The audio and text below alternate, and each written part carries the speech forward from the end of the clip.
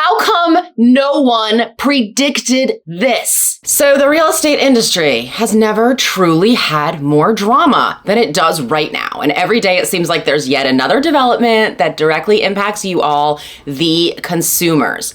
So a handful of friends and clients have messaged me about the latest shoe to drop, which is a New York Times daily podcast that aired last week.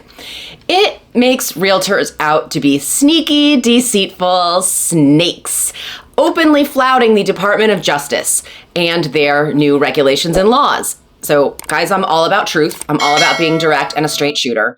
So I'm going to go through this podcast's main points and compare for you what they're saying versus what's actually happening here in the DC metro area.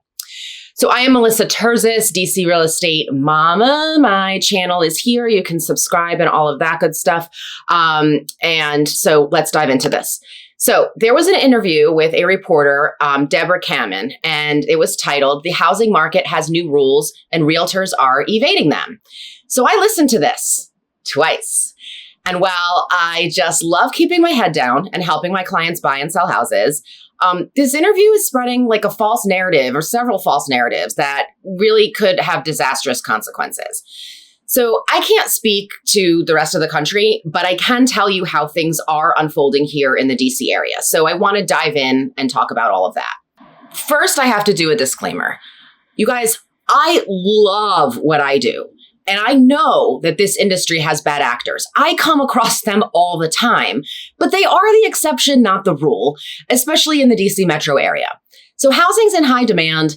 People here are extremely smart. They're very highly educated.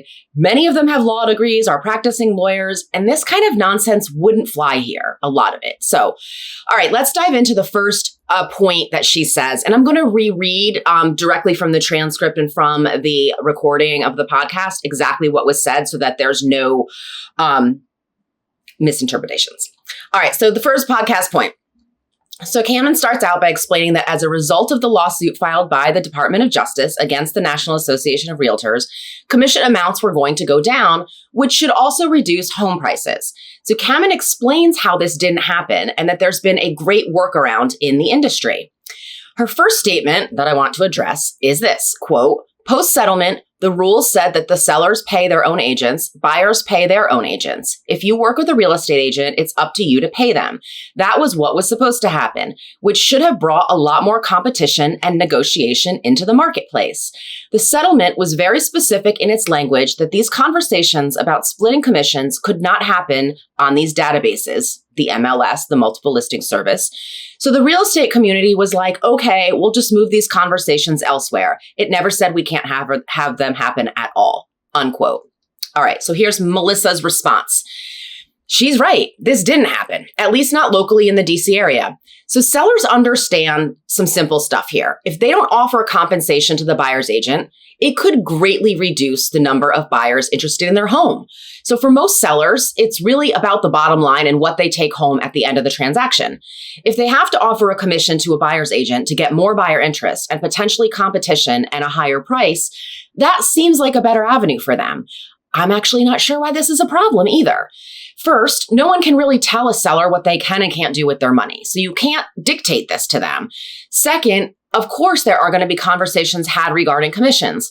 We don't work for free, so when we're advising clients on how to craft an offer, figuring out what kind of credit the seller is open to offering is kind of a useful data point to know. Commission conversations can't happen on the MLS per the lawsuit, but of course they are happening elsewhere. I mean, does anybody that gets paid like a W-2 job and work like a 9 to 5 or go to an office or whatever it might be have to guess every single day how much they're getting paid every time they get in the car and go to work or log on? No. So why should realtors have to do that? All right. Next podcast point. She goes on to say that some listings have photos with 3 pizzas on a counter to imply that buyer agents are going to get the 3%, or they have the movie Three Amigos playing on TV in the photos. All right. So Melissa says, you guys, I can assure you that I have never seen something like this. Nobody I know would be stupid enough to even try something like this. And probably no one would even get it if somebody was doing something like this. But it does make for a good story, doesn't it? All right. Next podcast point. Kamin states that, quote, commissions haven't moved at all. So the American home seller is not getting any relief at a time when they desperately need it. Melissa says, what relief did they expect? Imagine this. Before the lawsuit, a seller could sell their home for $1 million and they would be on the hook, supposedly on the hook, to pay a commission of 5%, giving that seller a net of $950,000. Okay. Each side would get 25, buyer's agent, seller's agent. Okay. Now, if they only have to pay half of that 5%, so 2.5%, yes, they're saving the $25,000 commission that would have gone to the buyer's agent. But do they still sell their home for $1 million? All things being equal, no. Because if the buyer has to pay their agent's commission, it's got to come from somewhere. So it's going to come from what the buyer would have offered the seller. The commission the seller is paying might be reduced by $25,000, but then in theory, so should the home price. So where's the win? I don't understand. Now, if sellers don't like this, that's fine, but they need to understand that if the seller's going to pay 2.5% and still sell for $1 million, the buyer's actually worse off now because they are paying an inflated house price and an additional 2.5% commission. So this is kind of the crux of what blows my mind. So I took economic theory classes in both college and grad school. How come no one predicted this? I have no idea. Sellers have a choice to make. They can either A, offer a buyer agent commission, get a higher price, which has the added bonus of enticing more buyers because the buyers will say, oh, I don't have to pay a commission to my agent on this one. Let me go for that house. Or B, the sellers cannot offer a commission, probably get less buyer interest, but the buyer would be paying their own agent. Either way, the seller nets the same amount of money. This doesn't make any sense. All right, next podcast point. Kamin introduces us to the poor seller, Mike Chambers. Mike Chambers is a seller of a home in Boulder, Colorado, who discusses the process of trying to sell his $2.5 million house without an agent. He interviewed realtors, and essentially he said, I could not find an agent who was willing to go below 2.5% to list my house. Now, Kamin says, quote, every single seller who came to his home said, I'm not willing to negotiate and wanted him to pay at least 5% commission. On a $2.75 million house, she says, that's over $100,000. So Chambers said to her, quote, oftentimes it equates to about 10 to 30 hours worth of work. And she said, quote, exactly. For many people in this country, that's a salary for a year that they could only dream of achieving. Kamin tells the interviewer that Chambers could not figure out what the agents were going to do that was worth over $100,000. All right, guys, Melissa says, we have a lot to break down in that. First of all, they forgot the part where, all right, it's not over 100, it's $137,000 commission. They forgot the part where that $137,000 would be split 50-50. One person's not walking away with all of it, it's half. Now, second, realtors aren't nonprofits, you guys. We're allowed to charge what we feel is fair. There are some agents who will work for less than 2.5%. He could go find one, but you also might find that you don't get the same level of service or expertise or time from those agents typically. So while the commission may seem high, riddle me this. What job do you work for months and months and months and sometimes years with zero retainer and no guarantee of payment? If on the listing side, what job out there requires people to spend their own money for marketing, photography, video tours, social media advertising, print ads? Again, no guarantee of payment and no guarantee of reimbursement for expenses, because this isn't just a straight how much per hour are you worth conversation. Now, I've taken losses on listings up to $1,000 when a seller just wants too high of a price for the current market, or they can't or won't reduce the price to sell the home, or they just decide not to sell. I've had that happen. I spent close to $1,000 on marketing for a property, and a week later, she said, I don't want to sell. I didn't ask her for the money back because I'm not that kind of a dick, you guys. And I want to build the relationship in the future so that she'll come back to me. Anyway, I don't understand. I don't ask people to reimburse. I'm in this for the long haul. I'm in this for building like the goodwill and the referral networks. And that's that. I love love my job. And what I'm about to say is not a complaint, but we do take huge risks in this business and we sacrifice a lot of our personal lives as well. So all these naysayers see is the gross commission per home, and they don't understand that individual real estate sales, they don't happen in a vacuum. To a buyer or seller, they might look like they are isolated from everything else, but there are a lot of other pieces that go into it. We are compensated well because of many different reasons. Wildly unpredictable income stream, the expenses that we have to front with no guarantee of a home sale closing and a commission being paid, and we aren't reimbursed for that. The gas and time showing buyers dozens of homes, and they may end up not buying at all. The marital spats that we end up in the middle of and have to put on a therapist hat to try to make sure these two don't freaking kill each other in the backseat of my car. The time that we spend on vacation that we're working, the late nights and holidays that we work, the times our family is waiting for us to go to dinner or leave for a vacation and we are negotiating a contract because you need your house and another offer is coming in imminently. The relationships that we have with other people in the industry that we leverage to get our clients what they want. Everybody who thinks that they could do this for less has tried, and they haven't been profitable. See Redfin. Also see Foxtons. Don't remember them? Do you? Neither does anybody else, but their billboards were all over New York, New Jersey 20-something years ago. All right, next podcast point. Chambers decided to sell the house on his own, and he wanted to list it in the multiple listing service, the MLS. But he found that there are costs and hurdles to doing so. Melissa says, fun fact, you guys, many MLSs are owned by local realtor associations. In Colorado, however, the main MLS that serves the state is owned by a private company as of last year. They can make their own rules. If the MLS is owned by realtor associations, they too can make their own rules within reason. I don't get to park my car in your driveway, do I? So why should somebody else be allowed to use MLS if it's a privately owned product and software and the owner doesn't want somebody to list there or has rules for them to do so? All right, next point on the podcast.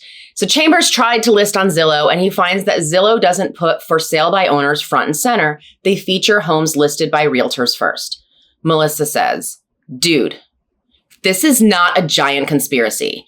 You are, again, not allowed to park in other people's driveways. Zillow can do whatever the hell Zillow wants. They are a for-profit company. And if they make more money by promoting different listings that pay for a boost, which is what they call them, or by promoting agents who pay Zillow to be advertised on their platform, they're allowed to do that. That's what they do. And sorry, but you're being a big baby because there's no entitlement rights for you to be able to promote your house on any of these websites. That's just not how it works.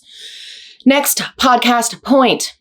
Chambers claimed that he got a phone call from somebody who said, quote, agents representing buyers at my company are talking to each other in text and in person saying, we're not going to sell this guy's house because he's not playing by the rules. Kamin then called this steering. Melissa says, bullshit. You mean to tell me that agents were allegedly steering their buyers away from this guy's home, knowing that this guy was willing to pay 2.5% of the sales price to them, the agent meaning, because they didn't like that he was selling his home himself.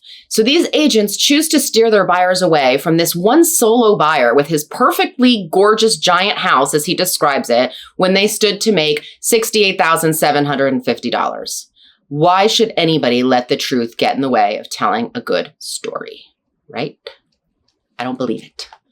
Next podcast point. Mr. Chambers finds a buyer, but he said he decided to pull out of the sale. His words. He said after seeing so much of the inside workings of the real estate industry that he is starting a business now to try to fix it. Melissa says, sellers really can't pull out of sales. So I don't know. I think this might be some other level of BS. Once a seller signs a contract, everything's kind of out of their hands. Buyers are really running the show. They're executing their releases as they get to those points and times and their contingency releases, if they choose. But sellers can't just say like unilaterally, I'm not selling you my house anymore. I don't actually believe he had a ratified contract, which means in our world, he had nothing. So he had an interested buyer, but nobody put pen to paper. That's that. You had nothing. So you didn't get a buyer. Podcast point. Next up. Kamin says, so rather than moving his family to Costa Rica, which was his dream, he is now going to stay in Colorado for the time being and work on this startup company that he's created to try to change real estate commissions. All right, Melissa says, this has been tried a bunch of times before. Before he tries to disrupt the industry, he should work in it first. And that's like, honestly, this is not a snarky statement. People are always trying to disrupt the real estate industry, but to do that, they really need to know the inner workings of it. It can't just be disrupted with tech, as we've kind of learned. We need disruption. I'm not denying that, but it's really actually in the form of higher barriers to entry and stricter punishments for violating the code of ethics and other laws and rules. Because don't get me started on how realtors are self-policing.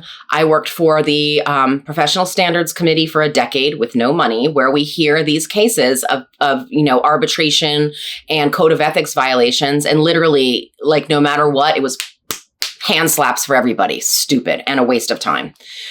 All right, so Mr. Chambers also decides that he's going to toss aside his family's dream of moving to Costa Rica to, quote, fix the real estate industry.